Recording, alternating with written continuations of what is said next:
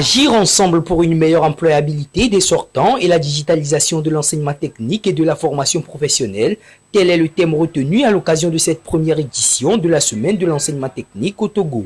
Ici dans la préfecture d'Aguenivé ce lundi, apprenants et acteurs de l'enseignement technique se sont donné rendez-vous au Centre catholique de formation technique et professionnelle Madre Agatha Karili afin de penser à des actions devant permettre non seulement de mieux valoriser le secteur, mais également le savoir-faire des étudiants de ce secteur. Un secteur de nos jours pourvoyeur d'emploi auquel le gouvernement, dans sa politique éducative, accorde beaucoup d'intérêt. L'objectif, c'est d'encourager la créativité au niveau de nos apprenants, la recherche au niveau de nos enseignants aussi, et permettre à nos sortants qu'ils soient capables de créer leur propre entreprise, de s'auto-employer, de créer des structures pour pouvoir aider les autres. Ce qu'on recherche à travers ceci, c'est l'esprit de créativité, d'originalité, d'innovation et surtout couronné par la beauté, l'esthétique. Au menu de cette semaine de l'enseignement technique, plusieurs activités sont au programme. Des activités dont les objectifs principaux sont de susciter davantage de créativité auprès des apprenants et les amener à une meilleure autonomisation plus tard.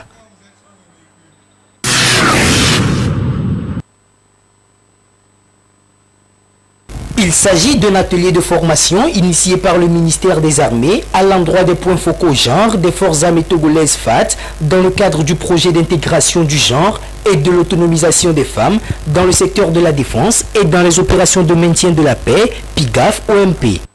Un projet qui vient réitérer l'engagement ainsi que la volonté manifeste des premiers responsables de l'armée à accompagner la politique d'équité genre promue par le gouvernement togolais et ainsi éliminer les différentes discriminations auxquelles les femmes sont sujettes dans l'armée. Le projet PIGAF-OMP ambitionne donc l'intégration du genre et l'autonomisation de la femme au sein des forces armées togolaises et au niveau des opérations de maintien de la paix. L'atelier de formation d'aujourd'hui a pour donc objectif de renforcer la capacité de ces points focaux genre normés dans la notion du genre et de leur faire savoir, de leur faire connaître leur attribution, leur rôle, ce qu'ils auront à faire exactement en tant que points focaux dans leurs unités pour l'intégration du genre dans les différentes activités de leur unité.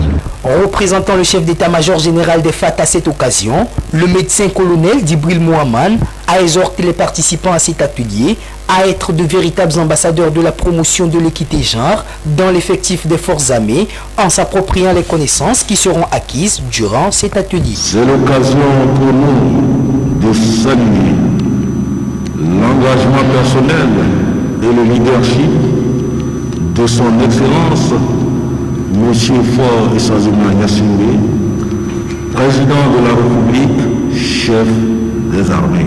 Et ceci dans la promotion du genre qu'il prône dans tous les secteurs d'activité. Mesdames et messieurs, les points focaux genre,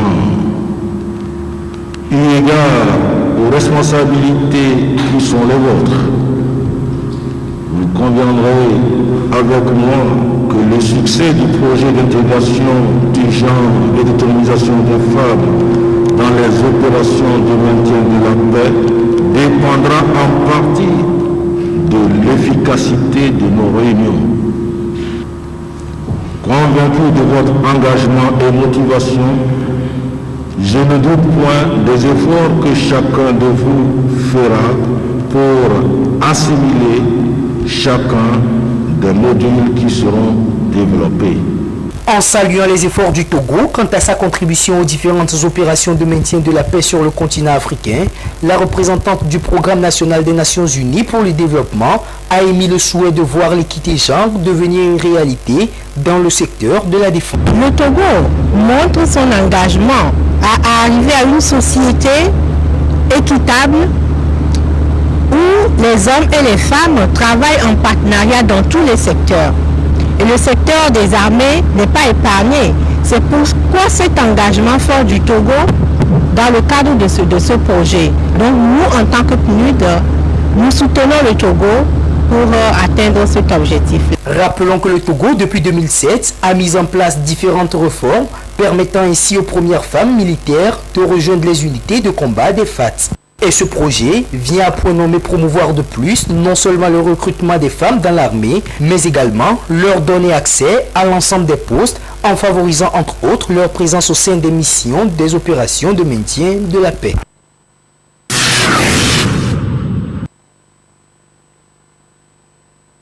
Une baisse significative des cas de contamination du Covid-19 est observée pour la semaine du 2 au 8 février 2022. Selon les responsables de la coordination nationale de la gestion de la riposte contre la Covid-19, le pays a enregistré 81 nouveaux cas avec malheureusement 2 décès.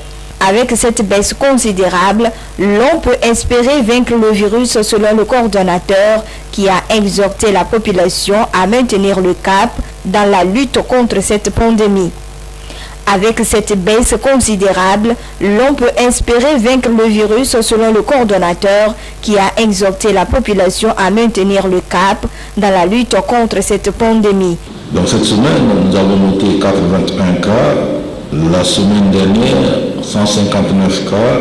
La semaine d'avant, 316 cas. Cette semaine, nous avons noté 2 décès. La plupart de ces décès sont des personnes non vaccinées et porteuses de comorbidités. Et cette semaine, nous avons uniquement un seul patient au CHL de commune. Mais il faut noter qu'il y a toujours des cas actifs. À ce jour, on a plus de 2000 cas actifs. Donc on doit faire attention jusqu'à ce que ces cas actifs guérissent. Évoquant la vaccination, le colonel Djibril Mohamed a adressé un bilan éloquent et a salué l'engagement des citoyens tout en les invitant à se mobiliser davantage pour l'atteinte de l'immunité collective. La vaccination des personnes de plus de 18 ans, celles qui ont eu les premières doses, se chiffre autour de 1 436 735. Les 18 ans et plus, nous avons 35,68% de la population cible. Ceux qui ont entièrement fait leur vaccin se chiffrent autour de 1 106 380. Et si on fait le ratio avec la population cible de plus de 18 ans, on tourne autour de 27,47%. De 12 ans à 17 ans, ce chiffre autour de 43 870. Au total, nous avons administré 2 619 684 doses. Et nous avons reçu 6 268 140 doses. Donc nous avons utilisé environ 42%. La baisse des cas de contamination ne signifie pas la fin de la pandémie au Togo. Le respect des mesures barrières restrictives et la vaccination sont les moyens sûrs pour lutter efficacement contre la Covid-19. Nous devons maintenir la vigilance en respectant les mesures barrières, mais accélérer la vaccination. Ce qui nous permettra de reprendre totalement les activités. Le souci majeur pour les autorités togolaises est d'en finir définitivement avec la Covid-19 et relancer les activités socio-économiques. Chaque citoyen est invité à adopter des comportements responsables vis-à-vis de la maladie. Disposer d'une maison pour habiter est un souci majeur pour toute personne. Mais alors, on ne construit pas pour construire. La réalisation de tout ouvrage tient compte de certains éléments, parmi lesquels le permis de construire. Ceci afin d'assurer la durabilité et la pérennité des ouvrages. La procédure à suivre selon les acteurs du domaine est tout à fait simple et respecte certaines normes. Vous avez votre idée de construction de bâtiment, vous adressez à un architecte. Son travail, c'est de proposer un plan adapté à vos besoins et à vos désirs. Il vous propose un plan qui vous sied, mais en faisant le plan, il respecte les règles de l'art en matière de conception de plan, puisqu'il y a des règles à respecter, la surface utile et tout ce qu'il faut, la répartition des chambres aussi. Il y a beaucoup de choses qui sont prises en compte. Après cela, maintenant, l'architecte, le plan qu'il a produit, le soumet à ses services techniques. Ça veut dire ingénierie. Côté ingénierie, il faudra sortir maintenant ce que nous appelons le dimensionnement ou le plan structural de votre bâtiment. C'est ce plan-là qui va déterminer la section des semelles, la section des poteaux, le type de fer à utiliser et le dosage même du ciment ou des matériaux au niveau de chaque réalisation. Après la construction, il est important et nécessaire de faire le suivi. Cette démarche permettra de déceler les problèmes qui surviendront. Avec les changements climatiques, la construction devrait se faire aussi dans le respect des principes de l'environnement. Il ne faut pas oublier d'intégrer toujours dans votre esprit que votre bâtiment doit respecter les règles en matière de sauvegarde de l'environnement. C'est très important de nos jours. Le changement climatique, très récemment, c'est des inondations, même en Europe. Il y a eu plein de morts. Il y en a tout le temps partout. La dernière fois, il y a eu plus au Togo ici, mais ça n'a pas été facile.